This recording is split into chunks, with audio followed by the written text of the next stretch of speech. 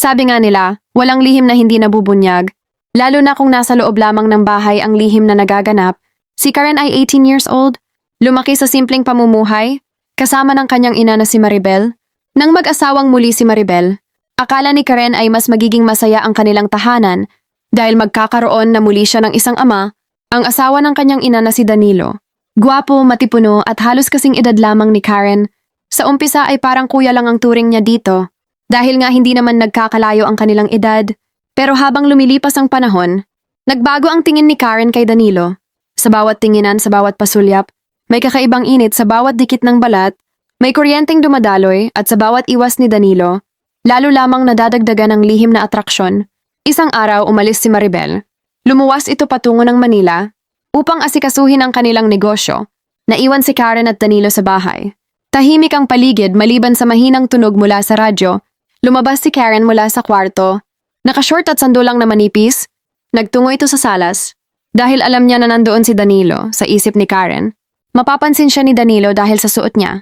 Hindi nga nagkamali si Karen, agad siyang napansin ni Danilo, nagtagpo ang kanilang mga mata, walang lumalabas na salita pero sa mga bawat titig nila, ay sapat na yon para magliyab ang apoy na ilang buwan na rin nilang pinipigilan. Unti-unting lumapit si Danilo, at unti-unti nang humahaplos sa malambot at sariwang balat ni Karen, at si Karen hindi na nagawang umiwas pa, hanggang sa maramdaman ni Karen ang init ng hininga ng lalaki sa kanyang leeg. Bago pa niya namalayan, ay bumigay na siya sa tukso. Mabilis ang pangyayari, mapusok at bawal. Kaya wala nang nagawa si Karen, kundi isuko ang kanyang pagkababae.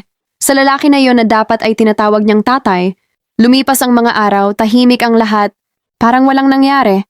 Nagpatuloy ang buhay nila sa bawat araw na lumilipas, ngunit sa paglipas ng ilang linggo, ay may kakaibang pangyayari kay Karen.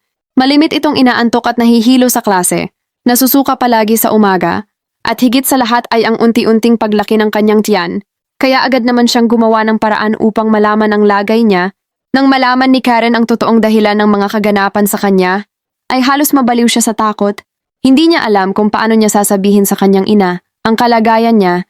Paano niya masasabi sa kanyang ina kung sino ang ama ng kanyang dinadala. Isang gabi, kinausap ni Karen si Danilo. Ano gagawin natin, Danilo? Mahina niyang tanong, sagot lang ni Danilo. Wala dapat makaalam nito, Karen. Lalong-lalo na ang iyong ina? Malaking kahihiyan ito para sa ating lahat. Ngunit sa hindi inaasahan, ay may gumalabog malapit sa pintuan kung saan sila nag-uusap, at biglang bumukas ang pinto.